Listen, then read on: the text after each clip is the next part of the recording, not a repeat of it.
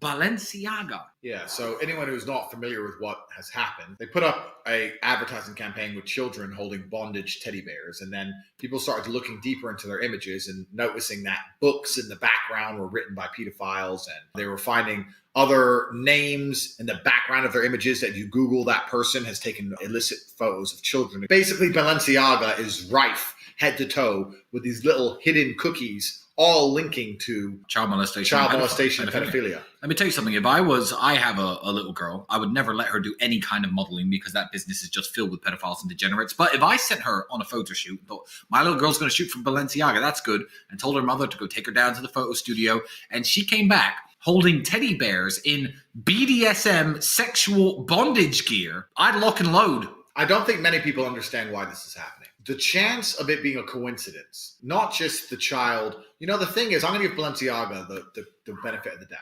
A little girl holding a bondage teddy bear is distasteful and is clearly promoting pedophilia. But you could perhaps argue in a court of law that it was just, they weren't thinking and they didn't realize perhaps. But multiple campaigns having books written by people who were either making pedophilic content or arrested and charged for murder of a child or pedophilia. That is not a coincidence. You can't argue that away as oops. You can't argue that away as you tried very hard. You can't argue that away. You've tried very hard to put in that many deliberate references to a particular mindset, which obviously the world finds repulsive. Therefore, by extension, you have to understand that if it was done on purpose, which as we've just deciphered, it must have been, why are they doing this? And I don't think many people understand why a brand like Balenciaga would so openly show the world that they are trying to promote pedophilia. Tell them. I'll tell them why. Some could argue that they're trying to advertise it and encourage it. Normalize. And that is the case. That is what they're trying to do.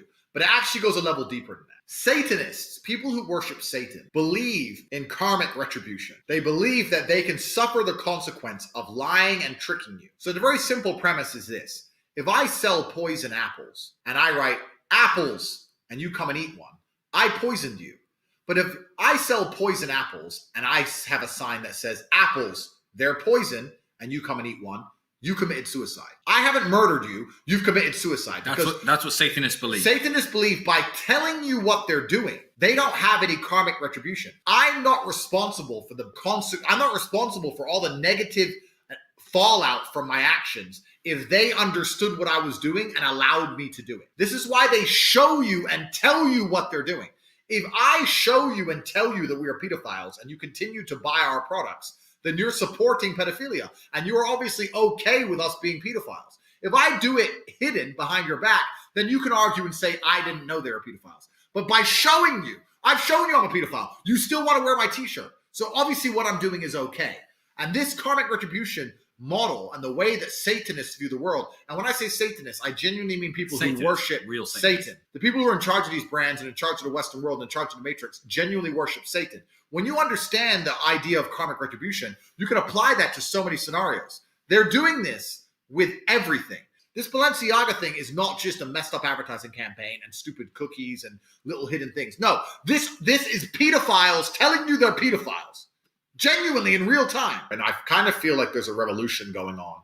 I feel like we're living in a time now where the revolution's coming because the pendulum's been swinging towards the darkness for so long. And finally, there's glimmers of hope.